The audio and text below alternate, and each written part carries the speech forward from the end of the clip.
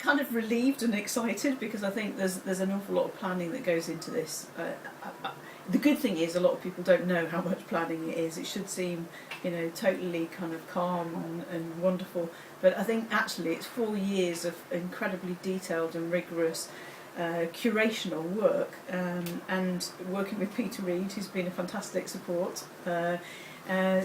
There's a huge number of artists. I think in the end there's over 50 artists that are going to be doing workshops, 6 artists doing the site-specific project with very large teams of students, as well as all the street stories. So just the logistics of making sure all those people are communicated with, keeping them in touch with our developing plans is quite a big thing. So once you're actually in Prague, it all feels real, and like it's really it's going to happen, and that everyone's made their way there. Round tables, there's 2 this year, one about sustainability and one about street theatre in its broadest sense. So street theatre, theatre in non-theatre spaces, so site-specific theatre. And we've got specialists coming to kind of present their particular opinions or takes on those things, but the intention is that they're kind of provocations, and that whoever is able to come along to the round table can ask those people questions and also offer their own particular perspective. So the round tables, are a new thing, and I hope really enjoyable for everybody. There's master classes, and in fact there's a guy that's coming, a guy called Stan Lai, who is a leading figure in Taiwanese theatre and filmmaking, in fact. And basically, if you don't come along to see that one, you're mad. There's a networking session which students from an amazing technical high school in Berlin are offering the opportunity to kind of get together, work on a fun practical exercise, but the main objective is really that we all get our really useful technical networks that establish between designers and people who can realise those designs. It's the world considering performance design and space in lots of different ways. There's exhibitions, so in one place you can see what's going on in scenography from almost every country in the world. And literally you can go from floor to floor, and you're kind of finding out about those cultures and their aesthetic responses to performance making. You can see lots of live work, and that's a real development over the last couple of years. It used to kind of feel like a retrospective. That's totally, that's respected, but what happens now is really much about being in the present moment.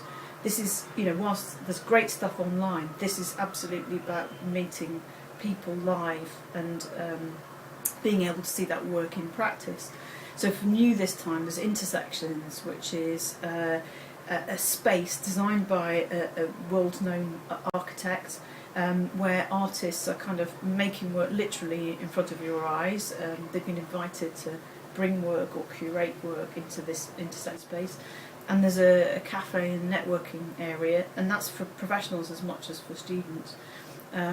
So I think, one of the things absolutely to expect is that the world will be there. You've got PQ, which is a celebration of where performance is going, but Scenofest, as the educational project, takes the lid off the performance. It kind of looks at its workings and really starts to think about, how can we learn from those processes and not just think about the end result of performance, but how do we continue to play and be in the moment and do all the things that I think very few disciplines have at their heart, which is playfulness.